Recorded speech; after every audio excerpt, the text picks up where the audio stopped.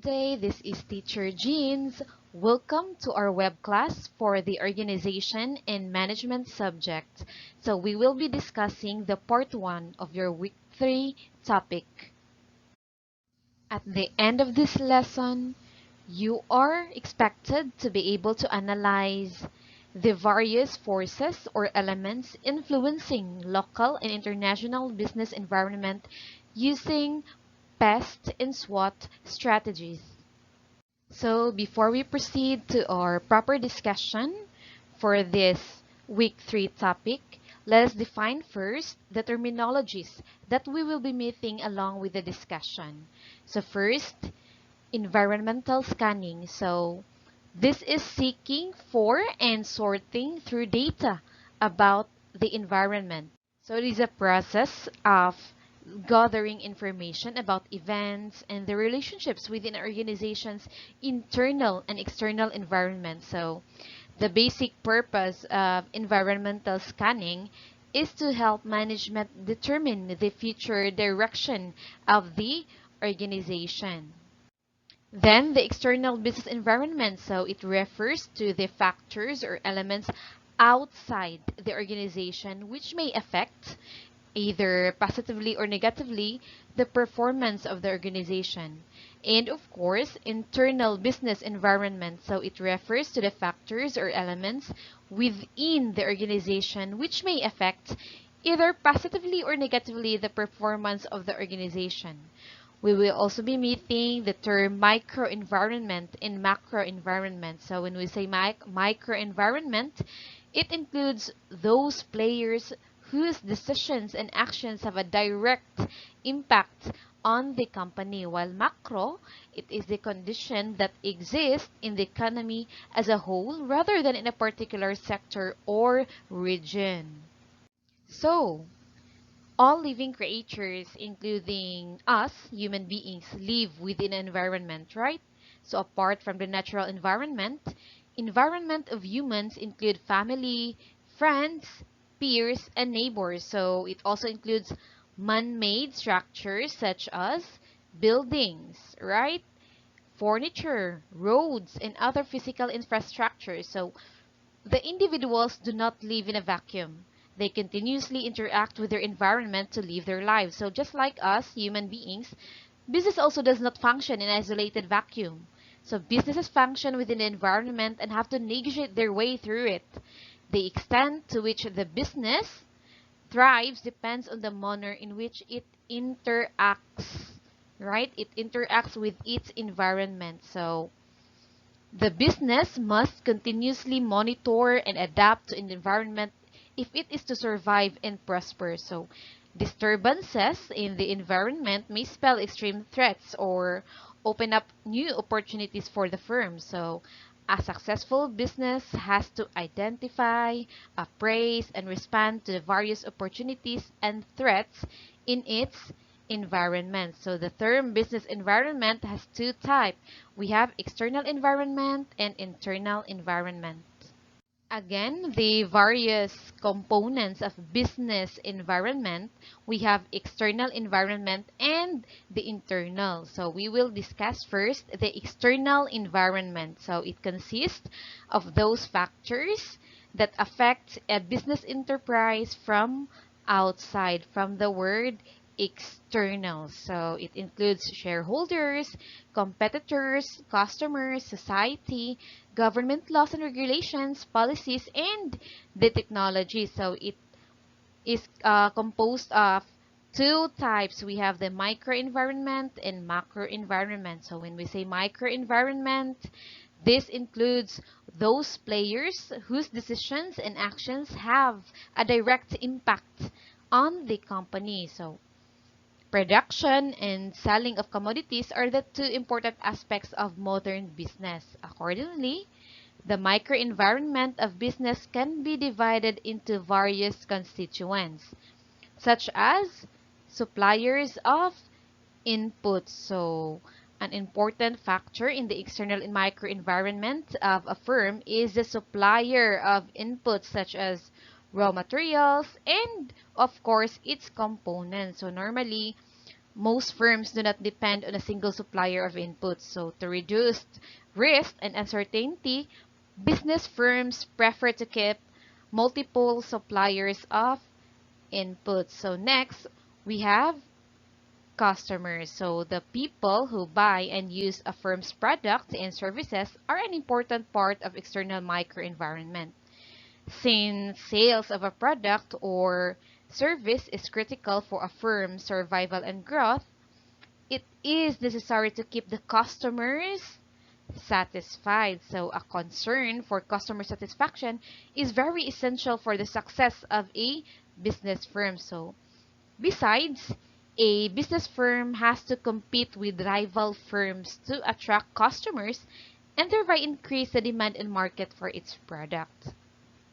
Next, we have the marketing intermediaries. So in the firm's external microenvironment, these marketing intermediaries play an essential role of selling and distributing its product to the final customer. So marketing provides an important link between a business firms and its ultimate customers.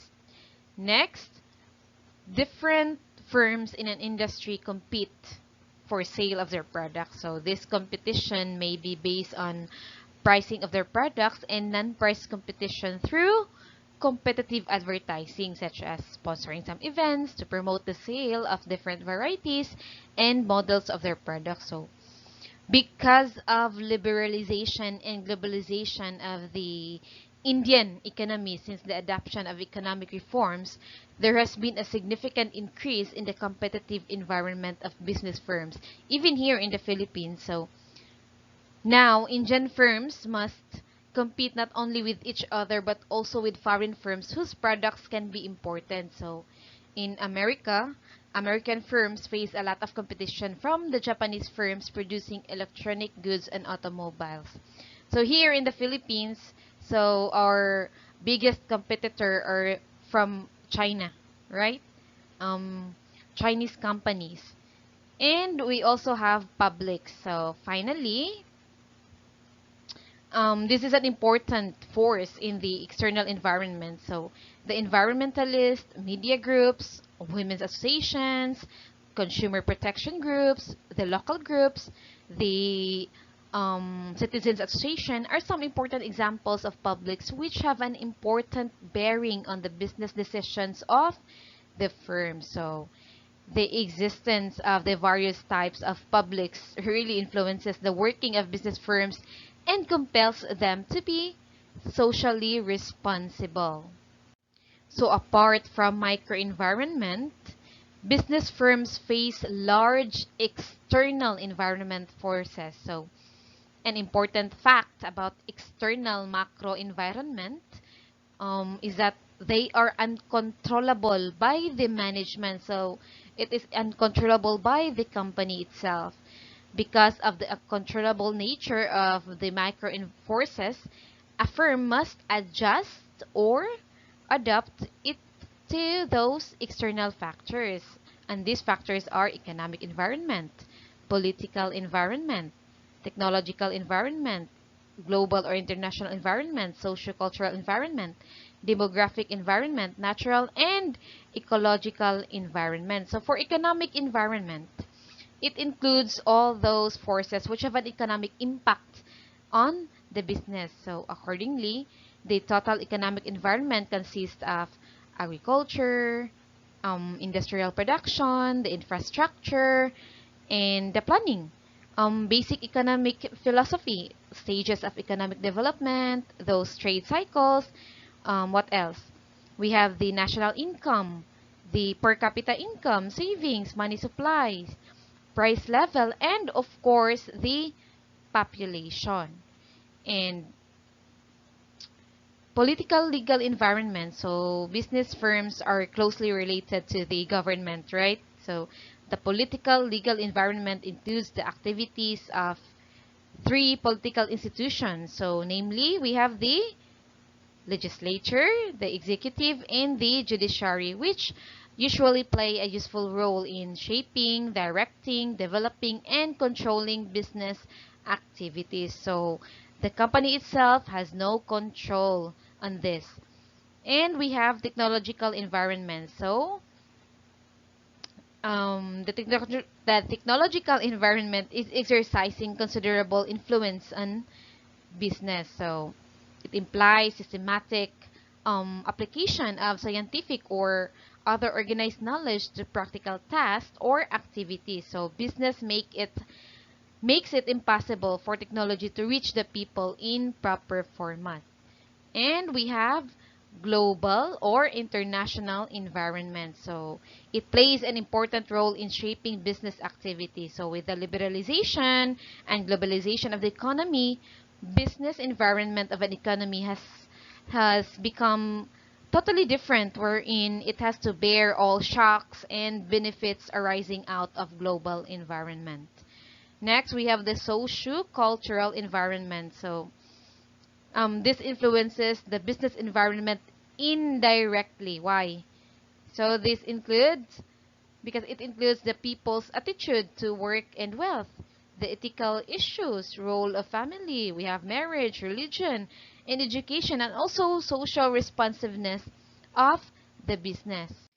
And of course, demographic environment. So it includes the size and growth of population, life expectancy of the people, rural-urban distribution of population, the technological skills, and educational levels of labor force. So all these demographic features have an important bearing on the functioning of the business firms. And of course, natural environment. So this influences business in diverse ways. So business in modern times is really dedicated by nature.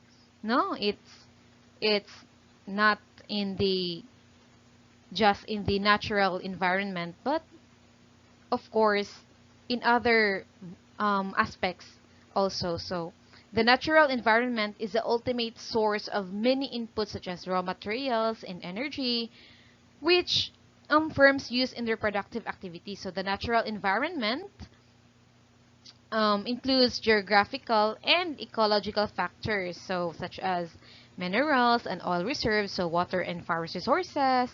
You have weather and climatic conditions.